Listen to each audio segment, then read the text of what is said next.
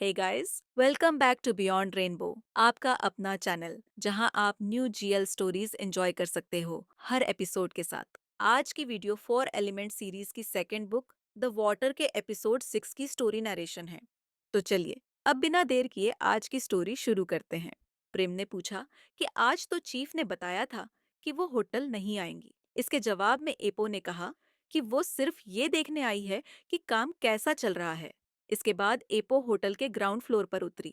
Lobby से गुजरते हुए उसने देखा कि दो रिसेप्शनिस्ट्स अपनी अपनी पोस्ट्स पर खड़े थे। एपो ने पूरे माहौल पर नजर डाली और फिर अपनी असिस्टेंट प्रिम की तरफ मुड़ी। प्रिम ने पूछा, चीफ क्या आप किसी को ढूंढ रही हैं? एपो ने तुरंत सवाल किया कि क्या चोनलाडा ने रिजाइन कर दिया है। प्रिम ने कहा कि उसे ऐसा नहीं लगता, क्योंकि कूनवाड़ी ने आज इस बारे में कोई इन्फॉर्मेशन नहीं दी है। इस अनएक्सपेक्टेड रिजल्ट पर एपो के माथे पर हल्की सी शिकन आ गई। उसे पूरा भरोसा था कि वो ट्रबलसम रिसेप्शनिस्ट सुबह ही कोई न कोई गलती कर बैठेगी और रिजाइन करने पर मजबूर हो जाएगी। वाडी को उसे मॉनिटर करने की जिम्मेदारी सौंपने के बाद भी एपो की असिस्टेंट को वो अपडेट नहीं मिली थी, जिसका वो बेसब्री से इंतजार कर रही थी। प्रिम ने सामने इशारा करते हुए बताया कि मिस जॉन लाडा वहां एक गेस्ट से बात कर रही है। एपो ने झुंझलाकर कहा कि कैसे अब तक कोई मिस्टेक नहीं हुई। फिर उसने प्रिम से कहा कि वाडी को उसके ऑफिस में मिलने के लिए कहे। ऑफिस में एपो ने सीधे पूछा, एम्प्लॉई के बारे में इवैल्यूएशन पूरी हुई या नहीं? वाडी ने जवाब दिया कि उसने मिस चौनलाडा को लगभग हर स्टेप पर ऑब्जर्व किया और पूरे दिन उसे डिफिकल्ट टास्क्स दिए। लेकिन हैरानी की बात यह थी कि उसने एक भी मिस्टेक नहीं की। वाडी ने बताया कि उसने उसकी एबिलिटीज टेस्ट की थी। उसे बैगेज इश्यूज सॉल्व करने दिए गए। सिस्टम बुकिंग एरर्स की वजह से नाराज गेस्ट्स को हैंडल करने दिया गया। फॉरेन विजिटर्स को सर्विस देने वाली सिचुएशंस में भी लगाया गया। मिस चौनलाडा इंग्लिश में फ्लुएंट है, इसलिए कम्युनिकेशन में उसे कोई परेशानी नहीं हुई। यहाँ तक कि एक दूसरी लोकेशन से ट्रांसफर होकर आए एक्सपीरियंस्ड एम्प्लॉय से भी उसकी परफॉर्मेंस बेहतर रही। एपो ने दोबारा पक्का करते हुए पूछा, क्या सच में एक भी मिस्टेक नहीं हुई? वाडी ने साफ कहा कि नहीं चीफ, इसी वजह से उसे फायर करने का कोई जस्टिफिकेशन नहीं मिल रहा। मिस चौनलाडा ने कोई रूल ब्रेक नहीं किया था और उसकी परफॉर्मेंस अच्छी थी। ये सब एपो की एक्सपेक्टेशंस से पूरी तरह अलग था। उसे ये आउटकम पसंद नहीं आया, लेकिन ऐसा लग रहा था कि ट्रबलसम एम्प्लॉय को काम पर बने रहने देने का फैसला गलत नहीं था। जब वॉटिन टीम की एक एक्सपीरियंस्ड और प्रोफेशनल खुद इसे कंफर्म कर रही थी, तो शक करने की कोई ठोस वजह नहीं बची थी। फिर भी ये नतीजा एपो को सही नहीं लग रहा था। लेकिन अगर एपो चाहे तो वो उसे फायर करने की कोई वजह ढूंढ सकती है। एपो ने तुरंत मना कर दिया। उसने साफ कहा कि उसे फेयर तरीके से इवैल्यूएट करना जारी रखा जाए, बिना किसी पार्शियलिटी के। लेकिन अगर न्यू एम्प्लॉय कोई भी मिस्टेक करे तो उसे तुरंत इन्फॉर्म किया जाए। एपो को भरोसा था कि उसका डिसीजन गलत नहीं हो सकता। वो जानती थी कि ये सिर्फ टाइम की बात है। अगर आज नहीं तो 3 दिन बाद या एक हफ्ते में चोनलाडा नाम की वो यंग रिसेप्शनिस्ट जल्द ही होटल को गुड बाय कहेगी। सीन चेंज होता है। नच ने लाडा से कहा कि उसे लगता है वो अगले महीने नाइट शिफ्ट में स्विच कर लेगी। लाडा ने हैरानी से पूछा, लेकिन क्यों? डे शिफ्ट तो कहीं बेहतर है। इस पर नच ने समझाया कि हाल के दिनों में चीफ इवैल्यूएशन के लिए बहुत ज्यादा आने लगी है, इसलिए उसे हमेशा नर्वस फील होता है, खासकर उन दिनों जब वो लाडा के साथ काम करती है। उसे ऐसा लगता है जैसे चीफ हर वक्त आसपास ही हो। लाडा ने तुरंत कहा कि चीफ बस कोई गलती ढूंढना चाहती है ताकि उसे फायर कर सके। जिस पल उससे जरा सी गलती हुई, वो बाहर निकाल दी जाएगी। एपो को लेकर नच का ये मानना कि वो एक जेनरस इंसान है और सेकंड चांस देने में विश्वास रखती है, जो कि लाडा की रियलिटी से बहुत दूर था। लाडा ने एपो को हमेशा एक रिजेंटफुल इंसान के रूप में ही देखा था, जो अपनी इन्फ्लुएंस का इस्तेमाल करके जो चाहे वो हासिल कर लेती थी। इसका साफ सबूत ये था कि पिछले एक हफ्ते से वाडी को लगातार उस पर प्रेशर डालने के लिए असाइन किया गया था। इसके बावजूद लाडा किसी तरह टिकी रही और वेटिन टीम के साथ काम करते हुए अपना पहला हफ्ता पूरा कर चुकी थी। वाचारा ग्रुप के लिए इंफॉर्मेशन इकट्ठा करने का उसका मिशन उम्मीद के मुताबिक आगे नहीं बढ़ रहा था। लेकिन उसने फिम्फार्ट को पहले ही बता दिया था कि यूजफुल डेटा हासिल करने के लिए उसे और टाइम चाहिए होगा। पिछले हफ्ते फिम्फार्ट के साथ बैंकॉक की उस ट्रिप ने, जहां वो अपनी माँ से मिली थी, उसे काम में आने वाली मुश्किलों का सामना करने की ताकत दी थी। नच ने फिर कहा कि उसे सच में लगता है लाडा उतनी ही अच्छी है जितना उसने सोचा था। वो किसी भी तरह के गेस्ट को हैंडल कर सकती है। उसने हंसते हुए ये भी कहा कि जिस इंसान को उसने पहले ही दिन फायर होते हुए इमेजिन किया था, वही अब अपना एक हफ्ता पूरा कर चुकी है। इसके बाद नच ने कहा कि वो निकल रही है और कल मिलेंगे। तभी वो अचानक रुकी और बोली कि क्या वो कुनवेयो है? लाडा ने अनजान बनने का नाटक किया और पूछा कौन? नच ने बताया कि जो अभी होटल के फ्रंट एंट्रेंस से अंदर आई है, वही चीफ की कजिन है। उसने कहा कि शायद लाडा ने उन्हें पहले कभी नहीं देखा होगा, लेकिन वो उनसे कुछ बार टकरा चुकी है। लाडा ने पूछा कि चीफ की कजिन यहाँ क्या कर रही है? नच ने अंदाजा लगाया कि शायद वो बस रास्ते से गुजर रही हो या रात यहाँ रुकने आई हो।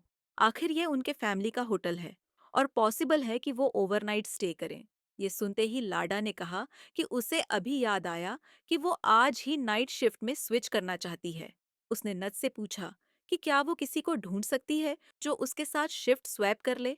नच ने मजाक में कहा कि कहीं ऐसा तो नहीं कि वो भी कुन वेयो के चार्म को रेजिस्ट नहीं कर पा रही, क्योंकि चीफ की कजिन सच में बहुत अट्रैक्टिव है। हल्की मुस्कान के साथ लाडा ने इस गलतफहमी को ठीक करना जरूरी नहीं समझा। हकीकत इससे बिल्कुल अलग थी, लेकिन अगर यही गलतफहमी उसे शिफ्ट चेंज करने में मदद कर सकती थी, तो लाडा को इससे कोई दिक्कत नहीं थी और खूनवेयों की मौजूदगी का फायदा उठाकर जरूरी इंफॉर्मेशन इकट्ठा करने का मौका दे सकती थी। तो लाडा खुशी खुशी नच को जो भी मानना था, मानने देने के लिए तैयार थी। एपो के प्राइवेट ऑफिस में घुसते ही वेयो ने मुस्कुराकर कहा कि उसने एपो को बहुत मिस किया। एपो ने बिना सिर उठाए चिढ़कर पूछा कि वो इतनी बार यहाँ क्यों आती रहती है और ये भी याद दिलाया कि पिछले ही महीने वो यहाँ आई थी। वेयो ने मजाक में कहा, क्या यही तरीका है अपनी कजिन को ग्रीट करने का? एपो ने सीधा सवाल किया कि क्या उसके पास करने के लिए कोई काम नहीं है? वेयो की इस अचानक और अनएक्सपेक्टेड विजिट से एपो का ध्यान काम से पूरी तरह से टूट गया। उसकी छोटी कजिन वेयो होटल पहुंच चुकी थी और सीधे उसके प्राइवेट ऑफिस में आ गई थी। अब कोई और ऑप्शन नहीं था। एपो ने सिर उठाया और उससे बात करने लगी, क्योंकि इस हालत में काम जारी रखना नामुमकिन था। वेयो ने बेफिक्री से जवाब दिया कि काम तो है, लेकिन वो एपो की तरह हर जागते पल में काम के पीछे ऑब्सेस्ड नहीं रहती। वो अपने डे ऑफ पर सच में रेस्ट करती है। एपो ने तुरंत पूछा कि क्या पुलिस ऑफिसर्स के भी डे ऑफ होते हैं? वेयो ने हंसते हुए कहा कि बिल्कुल होते हैं, एपो जैसे नहीं, जो 24 आवर कन्वीनियंस स्टोर से भी ज्यादा काम करती है। एपो ने साफ कह दिया कि अगर उसके पास फ्री टाइम है तो जाकर पीडिन से मिले, क्योंकि उसके पास साइट सीइंग कराने का टाइम नहीं है। इस पर वेयो ने नाक सिकोड़ते हुए कहा कि पिडिन को अब भूल जाओ। उसने बताया कि कुन रोज से शादी के बाद फार्म जैसे कोई शुगर केन प्लांटेशन बन चुका है और पीडिन इतनी स्वीट हो गई है कि वहां जाकर उसे और ज्यादा जलस फील होगा। एपो ने देखा कि वेयो मुंह बना रही है। डिन और उसकी वाइफ के बीच की हद से ज्यादा रोमांस उसे साफ परेशान कर रही थी। दिन की शादी के बाद से ऐसा लगने लगा था कि वेयो, जो अब भी स्टबर्नली सिंगल थी, एपो के पीछे और ज्यादा पड़ गई है। जैसे ही उसे कोई फ्री टाइम मिलता, वो एपो के सामने हाजिर हो जाती। वेयो के लिए एपो मानो सच में एक 24 घंटे की स्टोर जैसी थी, हमेशा अवेलेबल।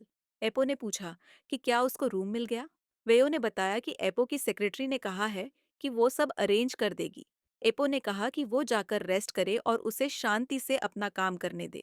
वेयो ने उसे रोकते हुए कहा, माना कि वो अपने जॉब को लेकर बहुत ज्यादा ऑब्सेस्ड है, लेकिन थोड़ी देर काम को साइड में रखे और सांस ले। एपो ने शांत लेकिन सख्त आवाज में कहा कि अगर वो नहीं करेगी तो कौन करेगा? मैनेजर होने के नाते वो इर्रिस्पॉन्सिबल नहीं हो सकती। वेयो ने समझाते हुए कहा कि हर समय इतना सीरियस रहने की जरूरत नहीं, वो ब्रेक लेकर बाद में काम पर लौट सकती है। फिर उसने जिद करते हुए कहा कि अभी वो उसके साथ बाहर चले, क्योंकि उसे उस अमेजिंग रेस्टोरेंट से सी फूड खाना है, जिसका पेमेंट एपो करेगी। थोड़ी देर सोचने के बाद एपो ने कहा कि ठीक है, लेकिन उसे आधा घंटा और चाहिए। वेयो ने तुरंत शर्त रखी कि वो सिर्फ 20 मिनट देगी। ये कहकर वो नीचे घूमने चली गई। एपो ने हल्के से सिर हिलाया और हार मानते हुए एक लंबी सांस छोड़ी। उसकी छोटी कजिन तेज दिमाग वाली और जिद्दी थी और वाकई में बेहद पर्सुएसिव भी।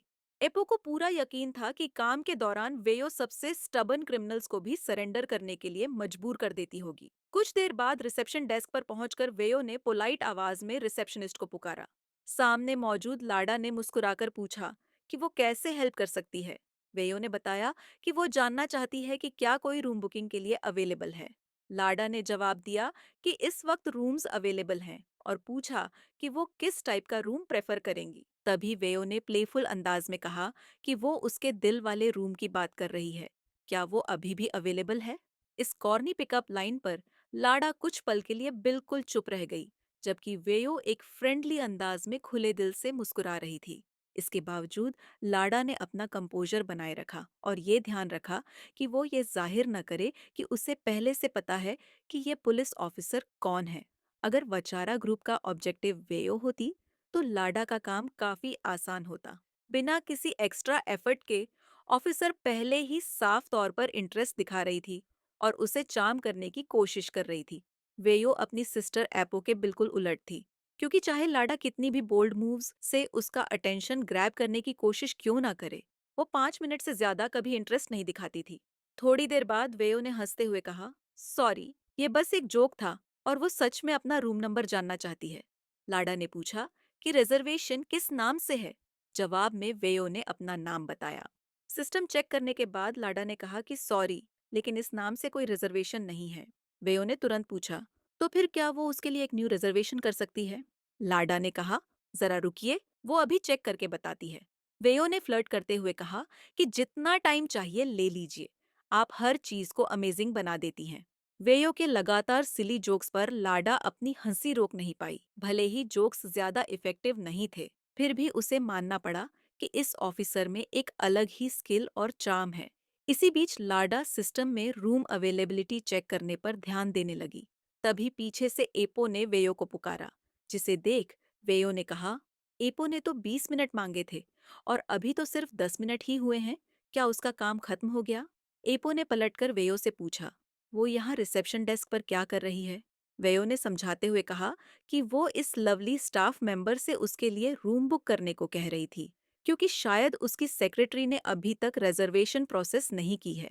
एपो ने बिना किसी एक रिसेप्शनिस्ट की तरफ देखे ऑर्डर दिया कि कूनवाड़ी से कहो वो बुकिंग हैंडल कर लें और की कार्ड कून प्रिम के पास छोड़ दें। सामने से तुरंत यस चीफ कहा गया। एपो को हल्की सी हैरानी जरूर हुई कि वो ट्रबल मेकर एम्प्लॉय अब भी ड्यूटी पर थी, वो भी अपनी यूजुअल शिफ्ट के बाहर। लेकिन जब तक चौनलाडा कोई नई परेशानी नहीं खड़ी करती, एपो को बीच में दखल देने की कोई वजह नहीं दिखी। वेयो ने चलते चलते एपो से पूछा कि क्या वो एम्प्लॉय हाल ही में काम पर आई है, क्योंकि वो यहाँ कई बार रुक चुकी है, लेकिन उसने उसे पहले कभी नहीं देखा।